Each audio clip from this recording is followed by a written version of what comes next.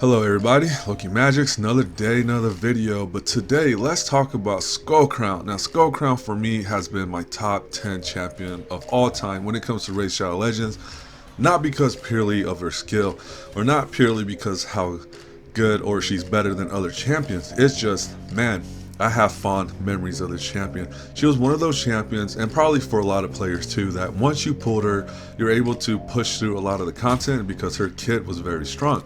But unfortunately, as you see in the background, Skullcrown got defeated by these newer champions, right?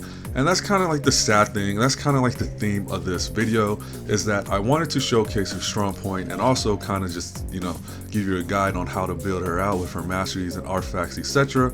But at the same time, kind of discuss where the new meta is going when it comes to the arena. Because you can see in the background now, we replaced Skullcrown with Rotos, and we will end up being victorious because the meta isn't about speed and nuke anymore.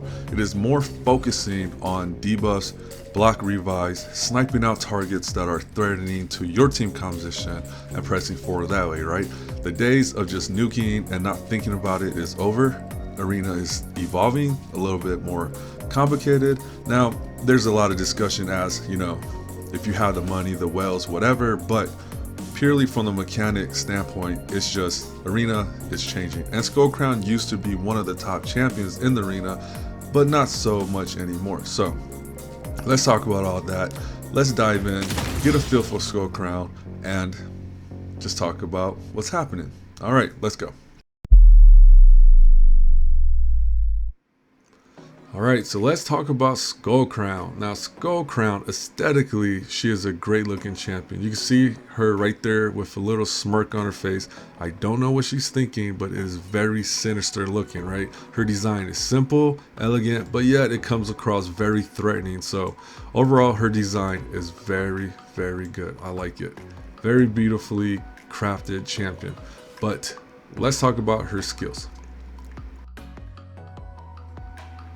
I think the main reason why many players love Skullcrown is because her kit is very simple, but it is so good. It will help you in dungeons, campaign, arena, not so much in clan boss, but if you're trying to speed farm or speed clear dungeons, Skullcrown is someone you should look at. If you need a strong champion for arena, Skullcrown is someone you should look at. But we will talk more about arena later in this video, but for now, let's look at her A1. Her A1 attacks all enemies, places an extra hit if the target has more than 50% HP. So this does hit twice if the target has more than 50% HP, but don't let that fool you. Her A2 hits a lot harder. This attacks all enemies, has a 50% chance of placing a 25% weakened debuff for 2 turns. And both of these are based on attack, right? Okay, and she does come with weaken, but I would recommend not worrying about this weekend too much, because usually she gets paired up with other champions that already have decreased defense or weekend. So you want to more focus on her attack stats, her crit damage and crit rate, right? So this weekend is a nice bonus, but I wouldn't worry about it too much. Now looking at her passive, places unkillable buff on the champ for 1 turn every time their HP drops below 20%. So this passive is very good because it saves her so many times in the arena, keeping her alive just long enough to use her A1 or A2 to take out that team, right? So that passive is very good. Also in campaign and in dungeon is very good because there are multiple times where Skullcrown's about to die, and these champions, she is an attack based champion, and we all know they are very squishy. So that also, this passive will help you just stay alive a little bit longer to maybe catch a heal or revive or whatever you need. So this is why I think a lot of people like this champion. Very strong attack abilities and this passive that keeps her alive. And she has this other passive, which if her sister is in your party, revives the champion with 30%, right? 30% HP. And this could happen in her 6th turn. So very strong passives. And to top it off, she has an aura, increase ally speed in arena by 20-30%. So most people will get Skullcrown before they get a Lord Shazar or Arbiter, right? So you'll see a lot of people, especially in silver to gold 4, using Skullcrown as their lead because of that speed boost. So, and once again, we'll talk about more about arena in the video later, but Overall, her kit is pretty impressive. It's very simple, but there's a lot going on. And other things you can consider is that since she does attack all enemies, you could put a stun set on her. You could do lots of things with her. But speaking of sets, let's look at her artifacts. So Skullcrown is an attack-based champion, so you can see that her stats are a little bit low when it comes to HP and defense. She does have very high attack, and her speed is okay, nothing too crazy. But the way you want to build her out is with crit, attack, and crit damage, right? Now, my stats for her crit is a little bit low. I wish I had a little bit better gear to boost that up. But you can see all her artifacts and their substats. But right here, overall score, her HP is kind of low. Her attack is pretty decent. Defense is okay. Speed, for what I need her for, this is okay because I want her to go last in the arena, right? I want Arbor to go first, put her increased attack, speed boost, also have other champions that do decreased defense and weekend. So for me, it's okay for Skullcrown to be a little bit slower than the rest. Her crit rate, I will ideally like to have this up to 90% and above. 62 is a little bit low for her, but her crit damage is pretty good. And her resistance, if you're using her in arena, you probably want to build up her resistance a little bit more. But like I was saying earlier with accuracy, unless you really want to take advantage of this weekend, I would not worry about her accuracy too much. But her main stats are crit rate, crit damage, and attack, right? You can make her a little squishy. Most attack-based champions are squishy anyways, so you do want to pair her up with champions that can revive or protect her. So yeah, that's pretty much for her artifacts. Very simple, just make her pure damage, and I think you'll be okay, because these base stats are way too low to make her tanky, right? So might as well use her for what she is, just a attack-based champion. I guess we could look at this. I never look at this too much, but yeah, attack, crit rate. So, yep. And you know what? I'm curious. Yeah, Clan Boss, she's okay. Fire Knight, yeah, she's actually pretty bad for Fire Knight. But overall, though, everywhere else, she's good to go. So we got all that covered. Last thing left is her masteries. Alright, so let's talk about her masteries. Now, before we get started, I ran out of gems, so I couldn't reset this, right? But now that I'm looking at her masteries, and I'm kind of laughing at myself because this is what I picked many months ago. I didn't know much about Skullcrown, but now that I had a better feel for her, I would not recommend going down the support tree, because like we said earlier, she has that weekend, and you don't really need the accuracy. And you know, it's just not very helpful for you to go down support tree when it comes to Skullcrown, because I feel like, one, she is a very squishy champion, so the defensive side would definitely help her out. And also this right here for arena is killer. Like, Skullcrown could benefit so much from this mastery when you use her in the arena. So I would highly recommend going down offensive and defensive tree for Skullcrown, right? Even in campaign, this is going to be very good for you, and you'll see why in the video later. But definitely on the offensive side, you want to go down crit rate, crit damage. Now you could pick any one of these. You could do shields. If the meta is turning into people having a lot of shields in the arena, then you might want to go here, right? So there's many choices, but I think the most important choice is going to be the guys down here. Now you got War Master. If you're using it for Clan Boss, sure, go with War Master, but I don't think Skullcrown is that good for Clan Boss. Now if you're going arena, I think Helm Smasher will be a very good choice for you. And if you're going more campaignish, I guess crit damage, also for like things like spiders and yeah, spiders. If you are having a lot of trouble clearing spiders, I think this will be good for you too. So definitely 100% for Skullcrown, offensive and defensive tree, right? Now you could pick whatever you need depending on your team comp to fill out the rest, because it's really hard to say what will work perfectly for your team composition. But for sure, I could safely say, don't even mess with the support tree side. Just stick with offensive and defensive, right? Because you have, what's this? This one's good too. Where's that one that Yeah, if you're using a team comp that's done sleep or freezes in the arena, then you might want to use this. So it really depends on the team comp, but definitely for sure stick with offensive and defensive. And this is a must. Defensive, this is a must for her. Everything else, you could kind of nitpick for your team comp. All right, so we talked about all that. Now it's time to see her in action.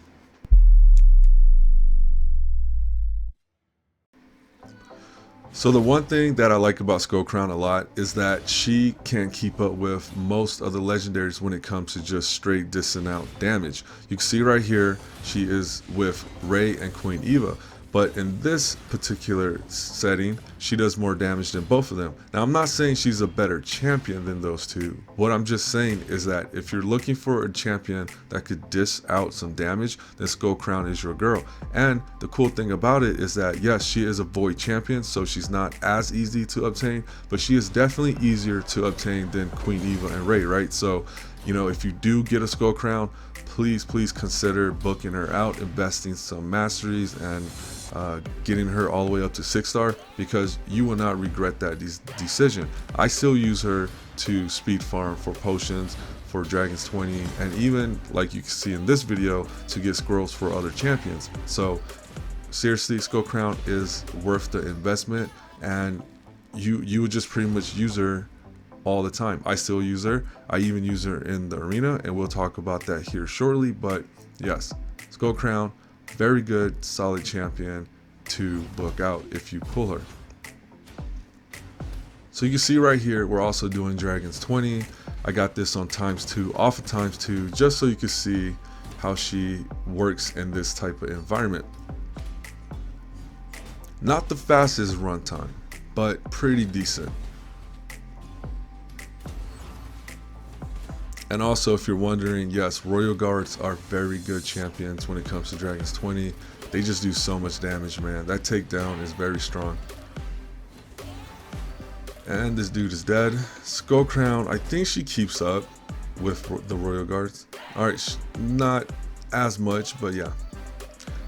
Okay, so Spiders, this isn't Spiders 20. This is actually Spiders 15. So when it comes to Spiders, a lot of people pick Skullcrown to clear out Spiders, right? But here's the thing. I think once you hit Spiders 15, this is where Skullcrown starts to fall off, because up till then, since her A1 and A2 attacks all enemies, you're able to just burst down the spiderlings, right?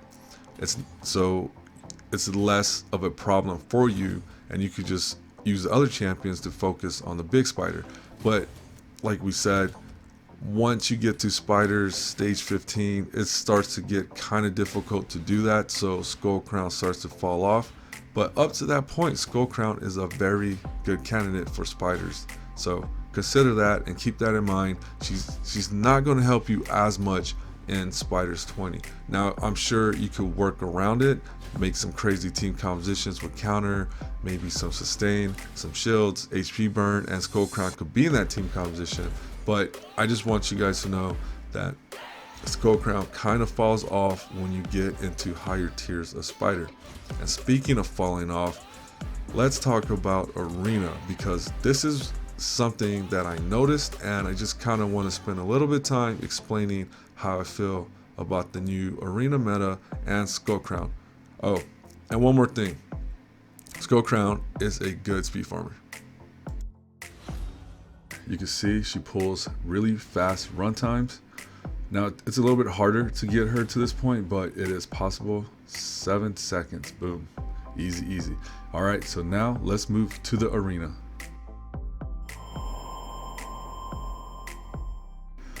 All right, so I'm gonna use this clip right here to showcase Skullcrown, because we got one on my team and the opposing team. So there's a lot going on here, so I'll slow it down. So we got Tormund the Norm here doing his provoke attack, right? And then what happens on the opposing team is that you can build your Skullcrown to counter, and you can see how devastating that is. It hits hard, and it almost took out my Skullcrown and Arbiter, right? So very useful way to use Skullcrown. So the opposing Skullcrown counters once again, but this time she was able to almost kill my Skullcrown, but because of that unkillable passive, we were able to stay alive, still stay in the fight and keep going, right? So this used to be a counter to faster teams, but you know, the meta is kind of changing and we'll get into that shortly. But you can see here, Arbiter goes, takes away some buffs, and then my Skullcrown goes and almost kills the opposing one. But once again, that unkillable keeps her alive as well. So you can see that Skullcrown does have some survivability, and you can build her in very interesting ways to like counter speed and pretty much AoE, right? But like I was saying, the meta has changed. So let's talk about that a little bit.